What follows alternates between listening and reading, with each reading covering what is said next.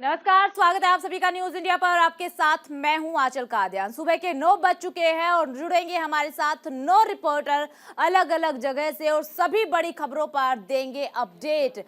लेकिन बुलेटिन की शुरुआत करेंगे बड़ी खबर के साथ। नेताजी सुभाष चंद्र बोस की 127वीं जयंती, माफ कीजिएगा 127वीं जयंती आज,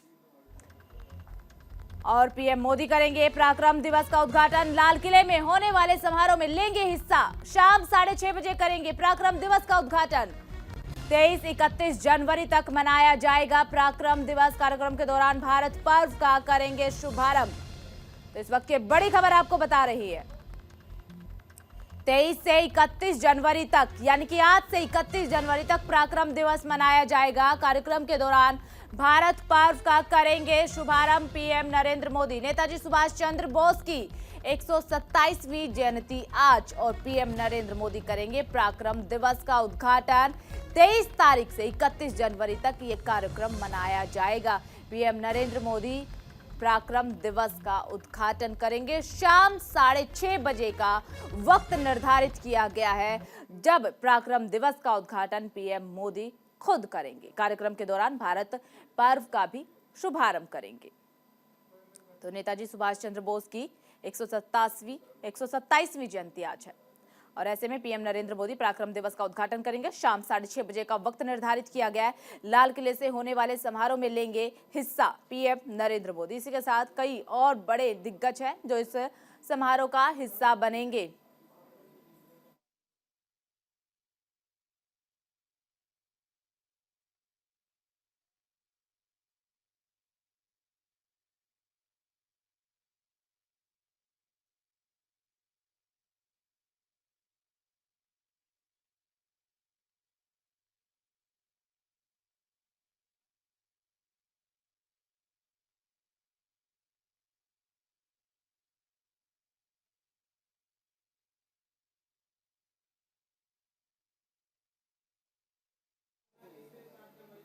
तो देखिए, अलग अलग जगह से हमारे रिपोर्टर हमारे साथ जुड़ गए हैं जो हर एक छोटी बड़ी खबर पे हमें अपडेट देंगे। अयोध्या से लाइव जुड़े हैं आनंद सिंह। अयोध्या से ही हमारी सहयोगी चारुल शर्मा जुड़ी हुई है। दिल्ली से जुड़े हैं कंचन कनोडिया। मुंबई से शुभम पांडे। दिल्ली से लाइव जुड़े हैं अक्षय आनंद और दिल्ली से ही भावना सिसोदिया। चंडीगढ़ से लाइव जुड़े हैं राकेश छाबड़ा। गाजियाबाद से हैदर अली और नोएडा से जुड़े हैं नरेंद्र ठाकुर। तो अलग अलग जगह से हमारे सहयोगी जुड़ चुके हैं हमारे साथ जो हर एक बड़ी छोटी खबर पर हमें अपडेट देंगे। और देखिए, 23 तारीख से 31 जनवरी तक मनाया जाएगा पराक्रम दिवस। आनंद सिंह हमारे साथ जुड़े हुए। आनंद सिंह, क्या कुछ पूरी जानकारी मिल पा रही है पराक्रम दिवस को लेकर के? शाम 6:30 बजे का वक्त निर्धारित किया गया जब पीएम मोदी करेंगे उद्घाटन।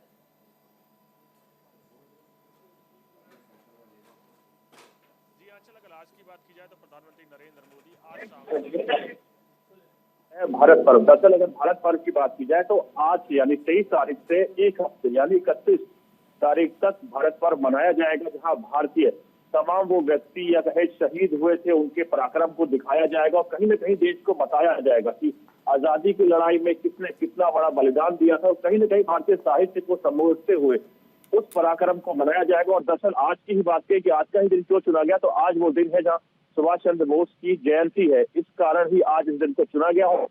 अगर बात की जाए भारत सरकार के अलग अलग विभाग, जिसमें से टूरिज्म, कल्चर और तमाम लगभग 26 विभाग इस पूरे पर्व में शिरकत करेंगे और अपने अनुसार अपनी चीजों को देखते हुए इसको देश भर में बढ़ाएंगे। आपने देखा होगा जब से भारत सरकार या कहीं प्रधानमंत्री नरेंद्र मोदी आए हैं, कहीं न कहीं भारतीय नेशनलिज्म यानी राष्ट्रवाद एक प्रकार से आगे बढ़ता चला जा रहा है। और यही कारण है कि एक बार फिर अपने शहीदों को भारत सरकार याद करेगी और बताएगी कि जो भारत आजाद है उससे कितनी बड़ी भूमिका उन तमाम शहीदों की है जिन्होंने अपना सर्वोच्च बलिदान देने के बाद आज देश को आजाद कराया है। जी बिल्कुल आनंद। और देखिए, कार्यक्रम के दौरान भारत पर्व का भी शुभारंभ पीएम मोदी करेंगे। इस कार्यक्रम में जब कार्यक्रम का उद्घाटन होगा तो कौन कौन मौजूद रहेगा, किस तरीके की तैयारियां देखने को मिल रही है? जी बिल्कुल, अगर तैयारियों की तैयारी लाल किले को सजा दिया गया और तमाम वो अधिकारी होंगे, कई मिनिस्टर्स होंगे, जी किशन रेड्डी से लेकर तमाम 26 विभाग होंगे भारत सरकार के, जिसमें से टूरिज्म, कल्चर जो कि कहीं ना कहीं भारत धरोहर को संजोने का काम कर, कल्चर जो कि कहीं ना कहीं भारतीय धरोहर को संजोने का काम करते हैं। उनके तमाम मंत्री होंगे और उसके साथ साथ आला अधिकारी भी होंगे। आज से ही वो भारत पर्व की शुरुआत कर देंगे और कहीं ना कहीं भारतीय साहित्य और देश के अलग अलग हिस्सों में जो भी जिन्होंने भी शहीद हो या कहें सर्वोच्च बलिदान दिया था उनको याद किया जाएगा और उनकी तमाम चीजों को, जीवनी को लोगों के बीच में लाया जाएगा कि देश की आजादी में उन्होंने कितना बड़ा बलिदान दिया और कहीं ना कहीं आज जो हम आजाद हैं तो उनकी एक बड़ी भूमिका उसमें रही है। जी चलिए ठीक है आनंद, बहुत बहुत शुक्रिया आपका तमाम जानकारी साझा करने के लिए। तो पराक्रम दिवस को लेकर के तमाम तरह की तैयारियां चल रही है और प्रधानमंत्री नरेंद्र मोदी का कार्यक्रम है। आज से 31 जनवरी तक ये कार्यक्रम चलने वाला है। शाम 6:30 बजे पराक्रम दिवस का उद्घाटन पीएम नरेंद्र मोदी करेंगे।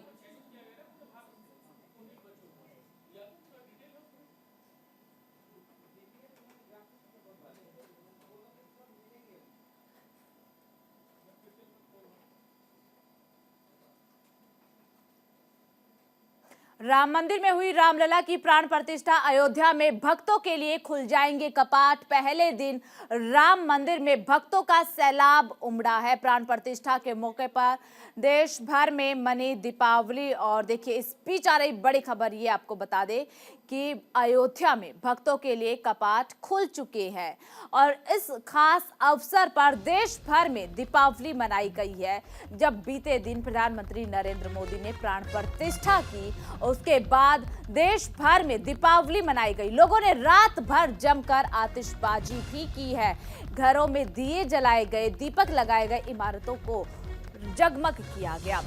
तो देखिए जिस तरीके से दीपावली मनाई जाती है तो 22 जनवरी को उसी तरीके की तस्वीरें देश भर से देखने को मिली। सभी लोगों ने बढ़ चढ़ करके दीपावली मनाई क्योंकि लंबे वक्त से इंतजार किया जा रहा था प्राण प्रतिष्ठा का और मात्र 84 सेकंड में वो लंबे वक्त का इंतजार 22 तारीख को खत्म हो गया है।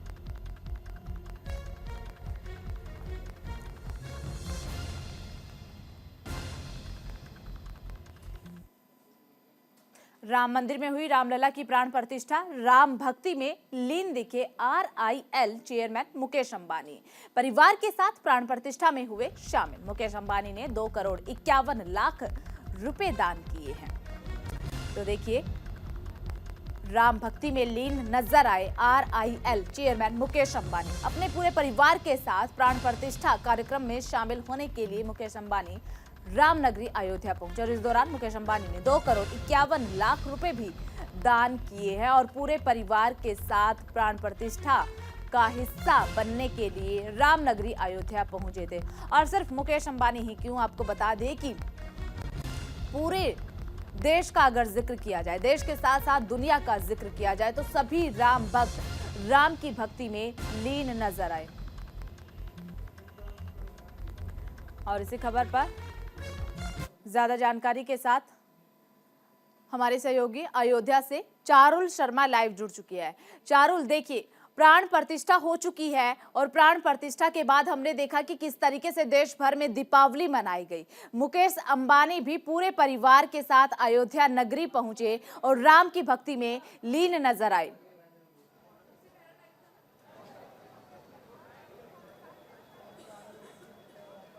बिल्कुल आंचल, देखिए मुकेश अंबानी भी पहुंचे थे, बॉलीवुड के सेलिब्रिटीज भी पहुंचे थे, क्रिकेट के जो खिलाड़ी हैं वो भी पहुंचे थे। कुल मिलाकर कहा जा सकता है कि देश का हर वर्ग था जो वहां पर सम्मिलित होने के लिए पहुंचा था और ये वो पल था जिसका इंतजार सालों से किया गया था। लेकिन आज वो पल आ गया है जब आम जनता के लिए दर्शन जो है वो खोल दिए गए। लौटेंगे एक बार फिर आपके पास लौटेंगे और सुनवा देते हैं कि सत्येंद्र दास क्या कुछ कह रहे हैं, ये फिलहाल सुनवा देते हैं। आरती का और भोग का और उसके बाद में शयन आरती का ये सब बनाया जाएगा सिस्टम। एक दो दिन लगेगा। पहले तो उसी जैसे पहले रामलला के पूजा अर्चना होती रही और आरती होती रही वैसे हो रहा है, लेकिन अभी सिस्टम बदलेगा। उसी सिस्टम बदल जाने के बाद में यह मालूम पड़ेगा कि सही रूप से कै बजे आरती होना है, कै बजे उनको कहता है शयन करना है, कै बजे उनको ले जाना है। इस तरह के जो हैं सारी व्यवस्थाएं वो बनाना है और ट्रस्ट के माध्यम से बनेगा और उसी हिसाब से पूजा अर्चना भोग लगता रहेगा। अभी तो कह रहे हैं कि दर्शन का कुछ ही नहीं पूरा, अभी जैसे पहले रहा वैसे 6:30 बजे दर्शन खुल रहा है, दर्शन वैसे हो रहे हैं। अब उसमें बदलाव किया जाएगा तब मालूम पड़ेगा कि हाँ दर्शन में बदलाव हुआ है। अभी नहीं बदलाव हुआ, पूरे जैसे पहले रहा वैसे अब भी है। सब वही मूर्ति हैं, वही इकट्ठा हैं और सबके सभी दोनों की मूर्तियों का, बड़ी मूर्ति छोटी मूर्ति, जो नई मूर्ति जिसकी प्राण प्रतिष्ठा प्रधानमंत्री जी ने किया वो, और छोटी जो 4 मूर्तियाँ राम लक्ष्मण भरत शत्रुघ्न चारों भाई शालिग्राम, ये सारे सबके ही पूजा अर्चना और उसी व्यवस्था में वहाँ हो रहा है। अब भक्तगण दर्शन कर रहे हैं। तो देखिए सत्येंद्र दास को आप सुन रहे थे कि किस तरीके से सत्येंद्र दास ने बताया कि अब पूरा कार्यक्रम बदला जाएगा। पहले राम लला की जब पूजा होती थी या जो भी कुछ कार्यक्रम रहता था, अब उसे पूरा बदला जाएगा। चारुल हमारी सहयोगी लगातार हमारे साथ अयोध्या से लाइव बनी हुई है। चारुल, आप अपनी बात पूरी कीजिए।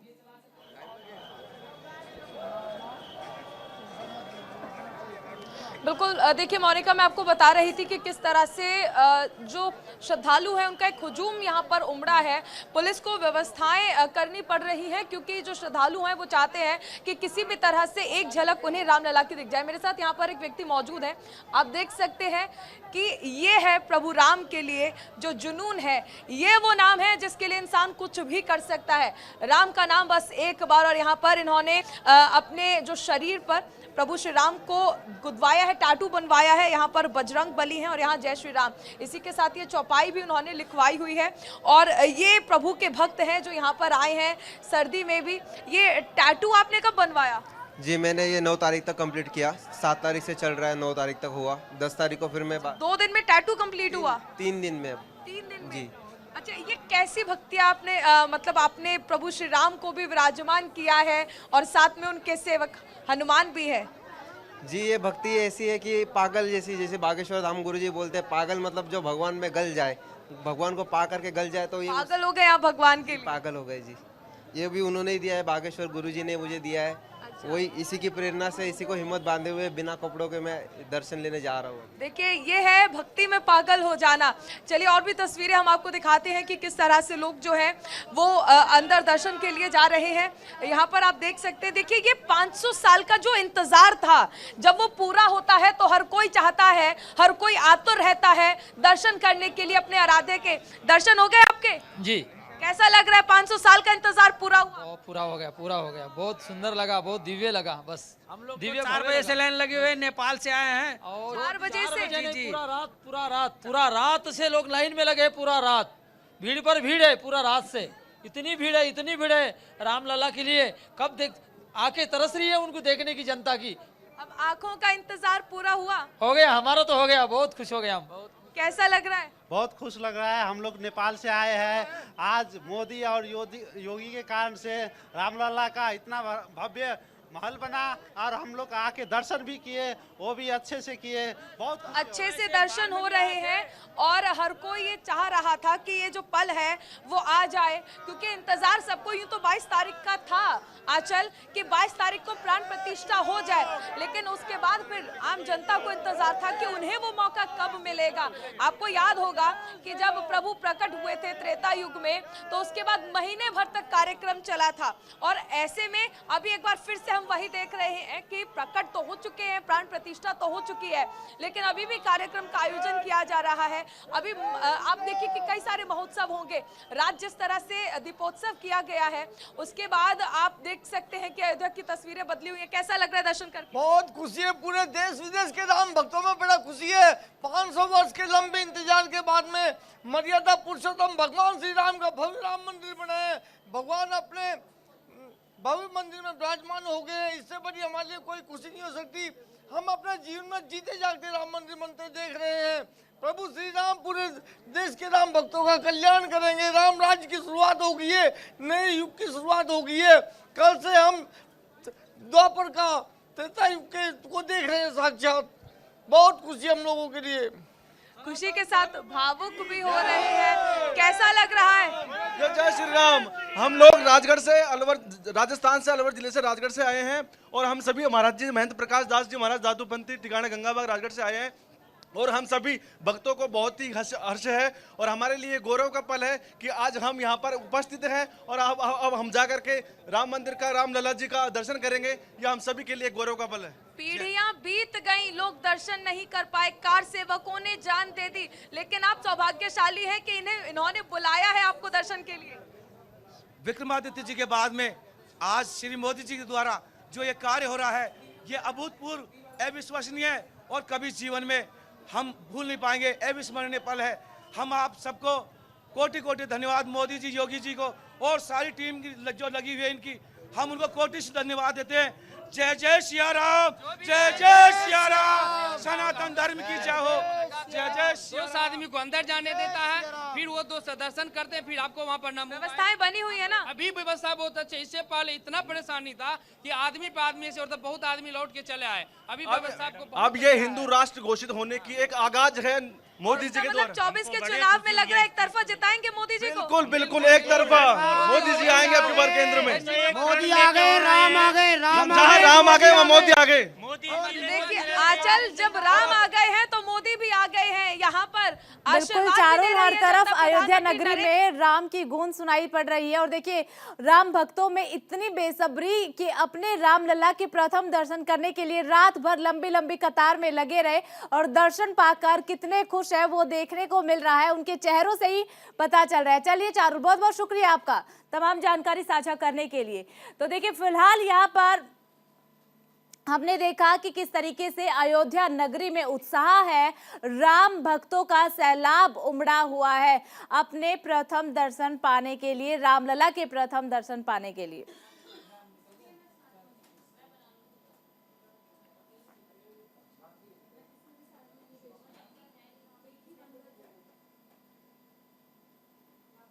और इस बीच आ रही बड़ी खबर, भारत जोड़ो न्याय यात्रा का 10वां दिन आज। कल यात्रा ने मेघालय से असम में किया था प्रवेश। राहुल गांधी सीमा पर युवाओं से बातचीत भी करेंगे। दोपहर 1:15 का वक्त बताया जा रहा है जब राहुल गांधी प्रेस कॉन्फ्रेंस करेंगे। तो देखिए आपको बता दें कि यात्रा का, भारत जोड़ो न्याय यात्रा का आज 10वां दिन है। राहुल गांधी लगातार भारत जोड़ो न्याय यात्रा कर रही है, लोगों से रूबरू हो रही है, लोगों से बातचीत कर रही है और साथ ही उनकी समस्याओं को जानने की कोशिश भी कर रहे हैं। जब राहुल गांधी एक राज्य से दूसरे राज्य की सीमा में प्रवेश करते हैं तो राहुल गांधी का बेहद ही शानदार स्वागत भी हर एक सीमा पर किया जाता है।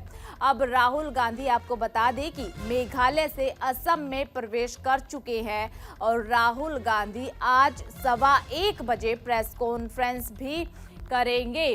तो राहुल गांधी की यात्रा का 10वां दिन है आज और इस दिन राहुल गांधी प्रेस कॉन्फ्रेंस भी करेंगे। और इसी खबर पर ज्यादा जानकारी के साथ दिल्ली से हमारी सहयोगी कंचन कनौडिया जुड़ चुकी है। कंचन, राहुल गांधी की भारत जोड़ो न्याय यात्रा का 10वां दिन आज 1:15 बजे का वक्त बताया जा रहा है जब प्रेस कॉन्फ्रेंस करेंगे राहुल गांधी। जी बिल्कुल, देखिए भारत जोड़ो न्याय यात्रा का आज 10वां दिन है और आज का दिन बेहद ही महत्वपूर्ण बताया जा रहा है क्योंकि आज 1:15 बजे के आसपास राहुल गांधी प्रेस कॉन्फ्रेंस तो करेंगे ही, साथ में आज का दिन बेहद महत्वपूर्ण इसलिए है क्योंकि असम में जिस प्रकार से पिछले दिनों में भारत जोड़ो न्याय यात्रा को लेकर कांग्रेस पार्टी लगातार राज्य सरकार पर हमला करती रही है कि राज्य सरकार उन्हें रूट से नहीं जाने दे रही है और जिस प्रकार से भारत जोड़ो न्याय यात्रा के आयोजक केवी बाइजू पर जिस प्रकार से सड़क यात्रा के नियमों को लेकर, उल्लंघन को लेकर एफआईआर दर्ज हुई, उसको देखते हुए आज का दिन बेहद महत्वपूर्ण है क्योंकि भारत जोड़ो न्याय यात्रा आज गुवाहाटी में है और भारत जोड़ो न्याय यात्रा के रूट को लेकर जिस रूट को लेकर अप्रूवल लिया गया था उस अप्रूवल पर राज्य सरकार ने मना कर दिया है। वहीं कांग्रेस सरकार भारत जोड़ो न्याय यात्रा को लेकर लगातार भाजपा, केंद्र सरकार और असम की बीजेपी सरकार पर लगातार हमलावर है। कांग्रेस पार्टी के नेताओं का लगातार कहना है गुवाहाटी में जिस रूट पर जाने के लिए यात्रा को अप्रूवल दिया गया था, चलिए ठीक है कंचन, बिल्कुल रूट में बदलाव कर दिया गया है जिस तरीके से राज्य सरकार की तरफ से परमिशन नहीं मिली है। अब आगे कौन सा रूट कांग्रेस पार्टी की तरफ से निर्धारित किया जाता है इस पर नजर रहेगी। फिलहाल आपका जानकारी के लिए बहुत बहुत शुक्रिया। और तो देखिए, राहुल गांधी की भारत जोड़ो न्याय यात्रा का 10वां दिन है। मेघालय से असम में यात्रा ने प्रवेश कर लिया है, लेकिन राज्य सरकार की तरफ से जो रूट कांग्रेस पार्टी की तरफ से निर्धारित किया गया था, उस रूट के लिए राज्य सरकार ने मना कर दिया है। अब कांग्रेस पार्टी का आगे क्या कदम होगा, इस पर नजर रहेगी। लेकिन फिलहाल यहाँ रुकेंगे एक छोटे से ब्रेक के लिए, फौरन हाजिर होंगे।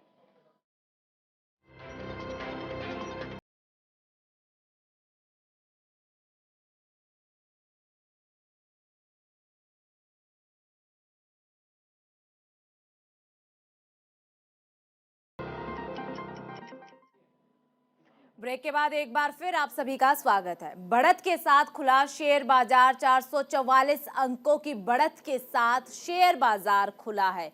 71,868 अंकों पर शेयर बाजार में कारोबार जारी है। निफ्टी 50 भी बढ़त के साथ खुला। तो देखिए, जबरदस्त उछाल के साथ शेयर बाजार की ओपनिंग, 444 अंकों की बढ़त के साथ शेयर बाजार खुला है। 71,868 अंकों पर शेयर बाजार में कारोबारी जारी। निफ्टी 50 भी बढ़त के साथ खुले। तो जबरदस्त उछाल देखने को मिला है शेयर बाजार में। तो देखिए, इस वक्त की बड़ी खबर आपको बता रहे हैं, शेयर बाजार में जबरदस्त उछाल देखने को मिला है। 71,868 अंकों पर शेयर बाजार में कारोबार जारी। निफ्टी 50 भी बढ़त के साथ खुले।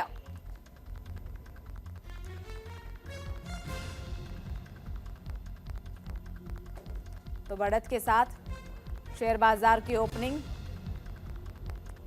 और 444 अंकों की बढ़त के साथ खुला है बाजार। ज्यादा जानकारी के साथ हमारे सहयोगी मुंबई से शुभम पांडे जुड़ चुके हैं। शुभम, देखिए, निफ्टी 50 की बड़ी जबरदस्त बढ़ोतरी देखने को मिली है। शेयर बाजार की ओपनिंग में जबरदस्त उछाल।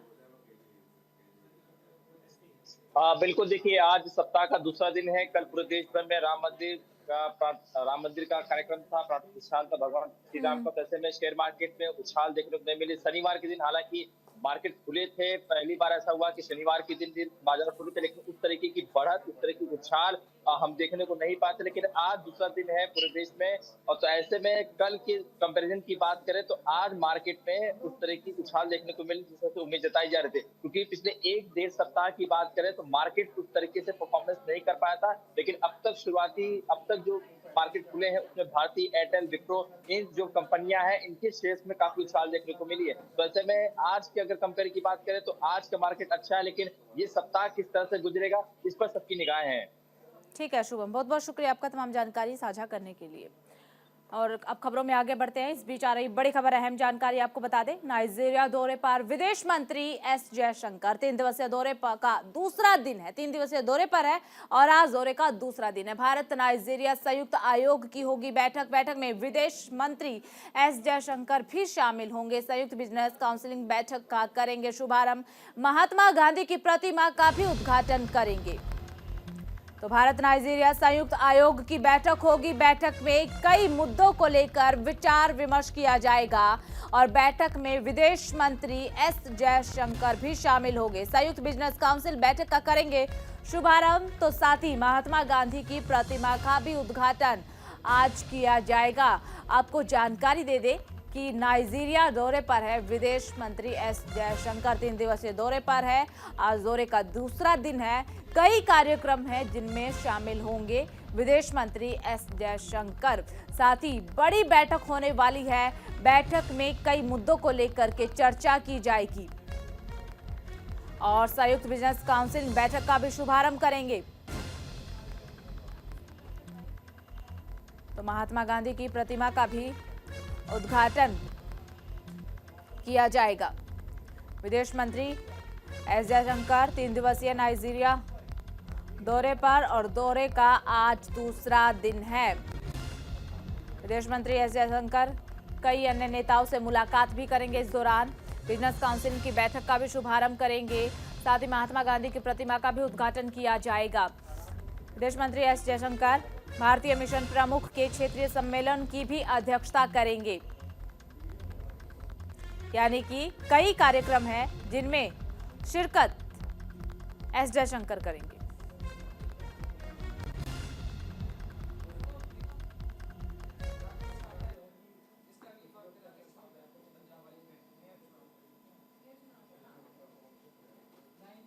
चंडीगढ़ मेयर चुनाव से जुड़ा हुआ ये पूरा मामला अब हाईकोर्ट पहुंचा है। मामले में आज हाईकोर्ट में होगी सुनवाई।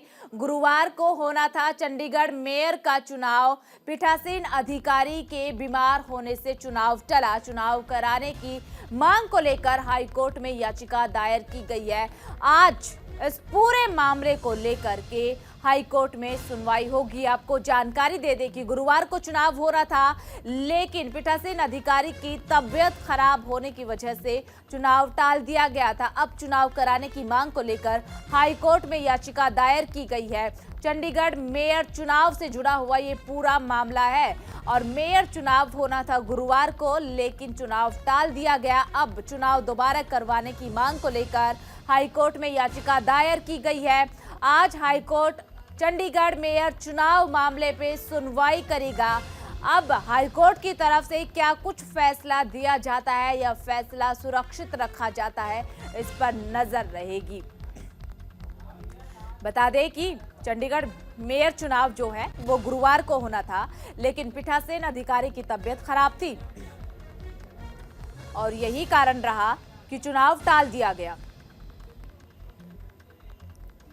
जिसे लेकर के हाईकोर्ट में याचिका दायर की गई है। अब इस पूरे मामले को लेकर के आज हाईकोर्ट में सुनवाई होगी। हाईकोर्ट की तरफ से क्या कुछ फैसला रहता है, इस पर नजर रहेगी।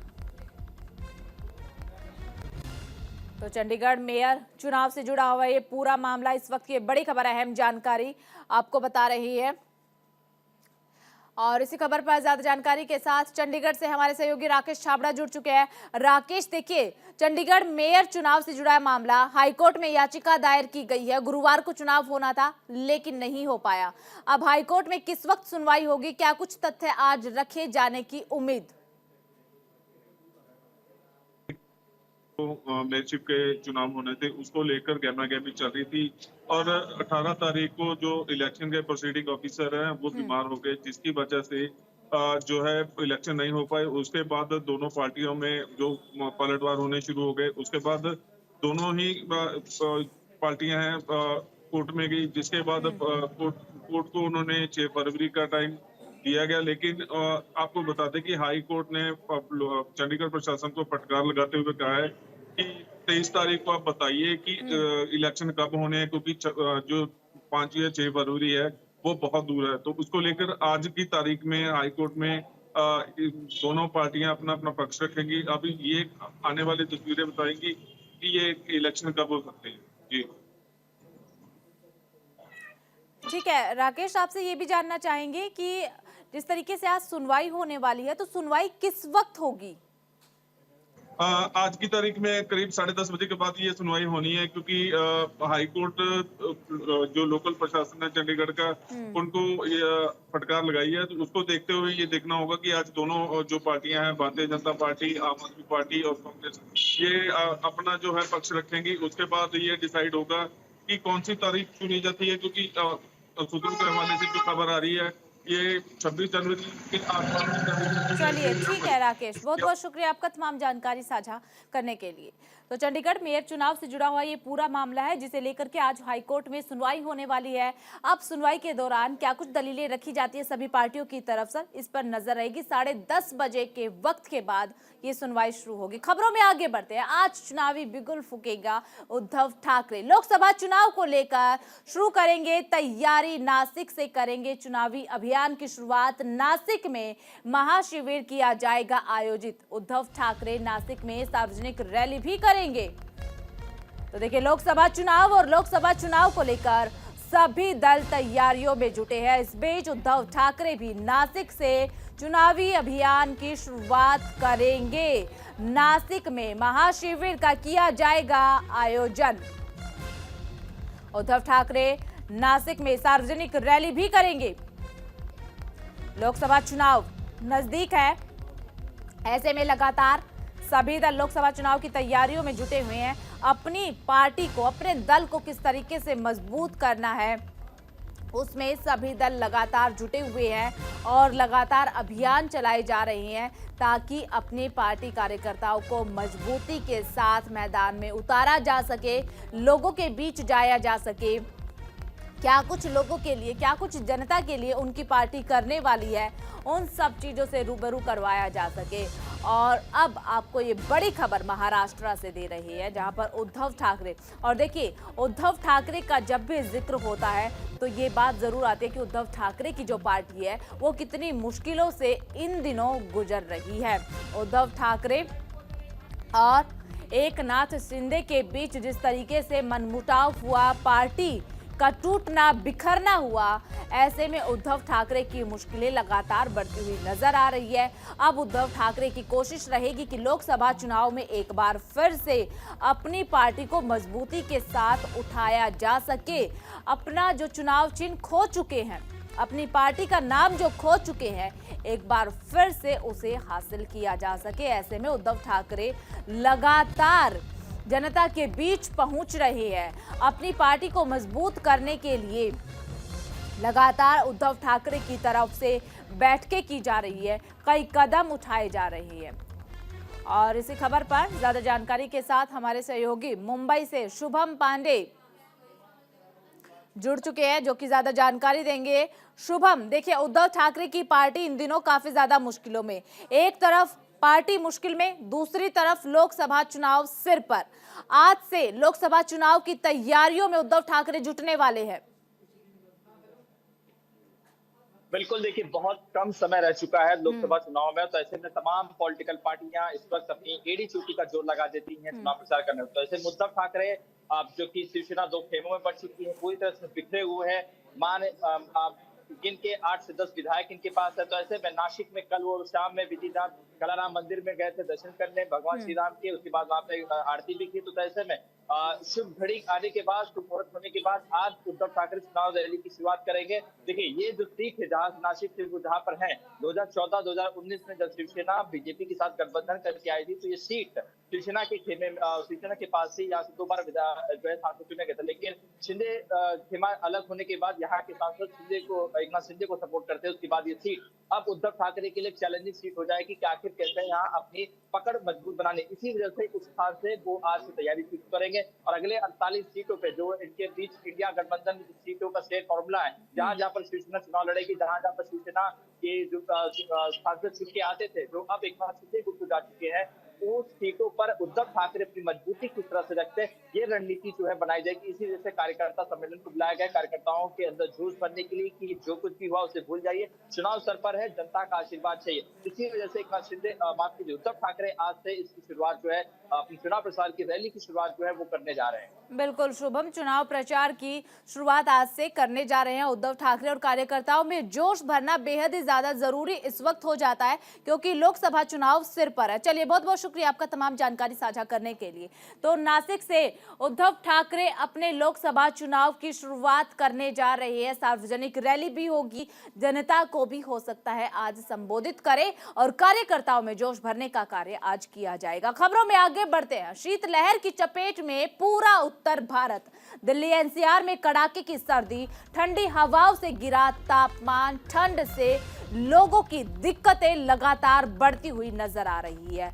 सोमवार को 6.1 डिग्री तापमान दर्ज किया गया है। दिल्ली में करीब 2 हफ्ते से शीतलहर जारी है। सुबह घना कोहरा तो दिन भर बर्फीली हवाएं लोगों को परेशान कर रही है। हालांकि सोमवार को कई दिनों बाद राजधानी दिल्ली में दोपहर के समय कपकपाती ठंड से मामूली सी राहत मिली। धूप में कपकपाते लोगों को जरा सी राहत दी है। जिस तरीके से धूप निकली, हालांकि धूप बड़ी हल्की थी, लेकिन थोड़ी सी राहत लोगों को मिली। आपको बता दें कि अधिक दिनों के लिए ये राहत नहीं रहने वाली है। आईएमडी का ये कहना है कि ठंड की वापसी की संभावनाएं अभी बनी हुई है। आज भी अगर सुबह का जिक्र किया जाए या सुबह देखा जाए तो शीतलहर का दौर जारी था, घना कोहरा हुआ था, कुछ इलाकों में कोहरा भी छाया रहा और ऐसे में लोगों के सामने फिर एक बार वही दिक्कतें आई।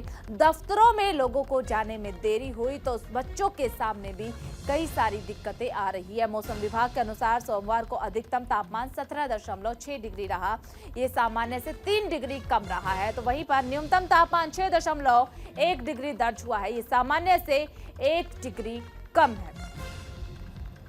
तो पूरा उत्तर भारत शीतलहर की चपेट में है और जिस तरीके से लगातार ठंड बढ़ रही है, ऐसे में लोगों के सामने खासी दिक्कतें। और इसी पर ज्यादा जानकारी के साथ हमारे सहयोगी जुड़ चुके हैं हैदर अली गाजियाबाद से। हैदर, देखिए शीतलहर का प्रकोप लगातार जारी है और आईएमडी का कहना यह है कि एक बार फिर से लोगों को घना कोहरा और शीतलहर का ब्लेम झेलना पड़ सकता है, क्योंकि लगातार ठंड बढ़ती जा रही है और आज सुबह ही देखा जाए तो घना कोहरा था सड़कों पर, जिसकी वजह से लोगों को अपने ऑफिस जाने में भी दिक्कतों का सामना करना पड़ा। देखिए, अगर हम गाजियाबाद की बात करें आज, तो गाजियाबाद में 6 डिग्री सेल्सियस तापमान जो है वो न्यूनतम है और अधिकतम तापमान 16 डिग्री होने वाला है। अगर हम बात करें, देखिए मौसम विभाग की तरफ से अनुमान लगाया गया था कि जब सूर्य देव निकलने लगे थे तो लोगों को राहत मिलने वाली थी, लेकिन अब जो राहत है वो मिलने वाली नहीं है, क्योंकि आने वाले जो दिन हैं वो और ज्यादा ठंडे हो सकते हैं, जिसमें कोहरा लोगों को देखने के लिए मिलेगा और खासकर भी चेतावनी दी गई है कि ऐसे में बारिश भी हो सकती है। वहीं जहां लोगों के लिए एक परेशानी का सबब जो है वो बनना शुरू हो गया है, क्योंकि जो स्कूल है, विद्यालय है, वो उनकी छुट्टी खत्म हो चुकी है और वो बच्चे जो है जो सुबह स्कूल जाते हैं, विद्यालय जाते हैं, उनका जाना शुरू हो गया है। और वही वजह है कि जो लोग ठिठुरन वाली ठंड से जो सूर्य देव के आने के बाद थोड़ी राहत मिली थी, लेकिन वही अब राहत अब उनको परेशानी में बढ़ती हुई नजर आ रही है। और यही वजह है कि जो मॉर्निंग वॉक पर जाने वाले जो लोग थे, जो खासकर प्रेग्नेंट महिलाएं थी, वो अब जाती हुई नहीं दिखाई दे रही है, वो अवॉइड कर रहे हैं। और कहीं ना कहीं जो लोग नौकरी पैसे जो खासकर भी नौकरी करने वाले लोग हैं, जो सुबह नौकरी के लिए जाते थे, खासकर भी उनके लिए परेशानी का सबब है, क्योंकि 2 पहिया 4 पहिया वाहन जो है वो कहीं ना कहीं ऐसे में उनकी रफ्तार जो है थोड़ी कम हो जाती है। हाईवे जो है वो कहीं ना कहीं कोहरे से घिरे हुए हैं। यही वजह है कि जो स्पीड है वो स्पीड पर ब्रेक लगे हैं और यही वजह है जाम की स्थिति जो बनती हुई नजर आ रही है शहर के अंदर। वहीं अगर हम बात करें दिल्ली एनसीआर के अंदर, तो खासकर भी जो रैन बसेरों की अगर हम बात करें, गाजियाबाद में रैन बसेरों को लेकर जो व्यवस्थाएं सुनिश्चित की गई थी, उसको लेकर भी कहीं ना कहीं अब जो प्रशासनिक अधिकारी है वो दोबारा से धरातल पर उतरे हैं। वहीं अगर बात करें स्वास्थ्य विभाग की, तो स्वास्थ्य विभाग ने अलर्ट जारी किया था कि ऐसे में जो खासकर प्रदूषण भी है, तो उसमें जो खासकर खांसी की परेशानी या आंखों में जलन वगैरह होती थी, क्योंकि जो देर रात है भव्य राम मंदिर बना है, उसको लेकर दीवानी बनाई गई है, तो पटाखे छोड़े गए, उससे प्रदूषण हुआ है। तो कहीं ना कहीं लोगों के लिए एक ये भी परेशानी का सबब है कि एक्वाई लेवल भी लगातार गाजियाबाद में बढ़ रहा है। और यही वजह है कि अब जो लोग हैं वो कहीं ना कहीं मास्क लगाकर या सर ढककर या इसके अलावा जो दस्ताने जो हाथ में पहनने के होते हैं या ऊनी वस्त्र जो होते हैं उसको पहनकर ही बाहर निकल रहे हैं, अपने नौकरी के लिए जा रहे हैं या अपने जो दुकानें खोलते हैं उसको जा रहे हैं। कहीं ना कहीं अब जो लोग हैं, खासकर जो सुबह मार्केट खुल जाया करती थी 9 साढ़े 9 बजे, वो आज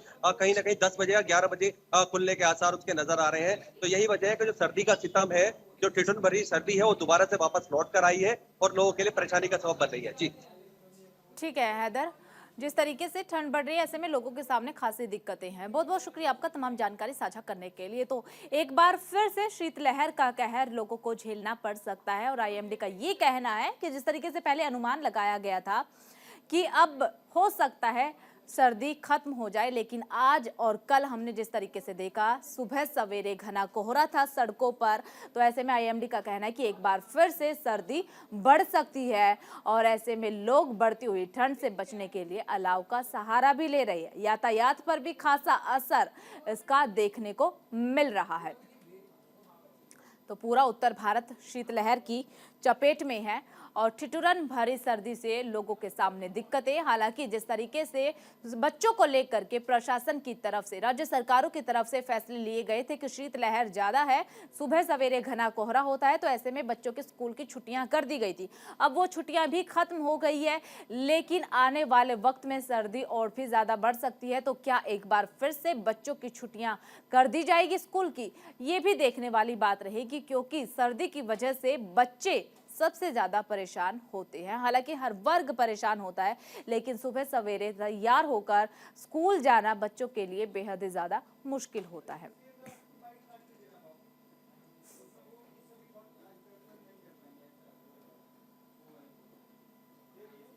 और फिलहाल इस बुलेटिन में सिर्फ इतना ही। बाकी खबरों के लिए बने रहिए न्यूज इंडिया के साथ।